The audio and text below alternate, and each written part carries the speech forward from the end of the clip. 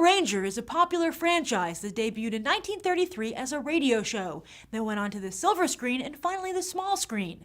In every incarnation, the Lone Ranger was a huge hit and helped define the Western genre. But as time wore on and a man wearing a domino mask and a cowboy hat was replaced by a man wearing a domino mask and a cape, the Lone Ranger seemingly rode off into the sunset. Yeah, right. Hollywood refuses to let any proven commodity rest in peace, and the Lone Ranger languished in development hell for decades. Then, as the Pirates of the Caribbean became a worldwide sensation, Disney, producer Jerry Bruckheimer and Johnny Depp began to look for another potential franchise to turn into box office gold. The Lone Ranger came to their attention. But could they make it work for today's audiences? Hey, if they can turn an aging theme park ride into one of the most successful movie properties of all time, why not the Lone Ranger? Plus, Depp, who is part Native American, sparked to playing the role of Tonto and the chance to elevate it beyond a mere sidekick status. So, Disney and Bruckheimer, not wanting to take any chances, quickly reassembled their Pirates' dream team around Depp and the property. Gore Verbinski would direct, while Ted Elliott and Terry Rossio would write the script, even adding supernatural elements a la Pirates' Ghost Ship. But then, right before shooting was to begin, the project found itself trapped in a financial ravine.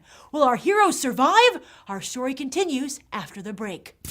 When we last saw our heroes, they were trapped in a financial ravine.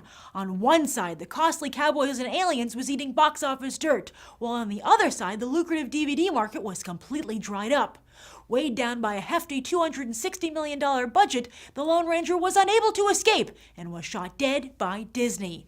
The story broke like wildfire across the internet. How could a studio nick such a big ticket with such hot talent? And while one could say it was simply a sign of how the industry was changing, one could also say it was embarrassing for everyone involved. So after much backroom pleading, Disney gave Bruckheimer and his team a very short window of time to come back to them with a budget of no more than $215 million. They managed to do it, and here's how. First, they reworked the lavish and pampered shooting schedule to be more cost-effective and reasonable. Then they used Louisiana's tax incentives to persuade New Mexico to match them. Or maybe they'll just shoot in Louisiana. It's still up in the air right now. They also decided not to shoot in California at all.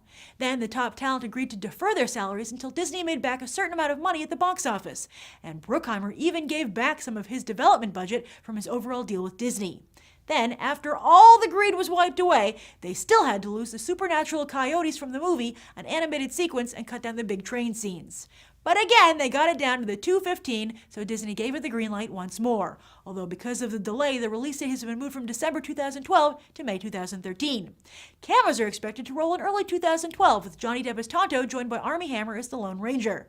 Ruth Wilson from BBC's Luther will play the female lead, a la fellow British thesp Keira Knightley in Pirates, while Dwight Yoakam, Barry Pepper, and Tom Wilkinson are also in talks to join the cast, as is Helena Bonham Carter. Depp, I know she's a family friend and all, but come on!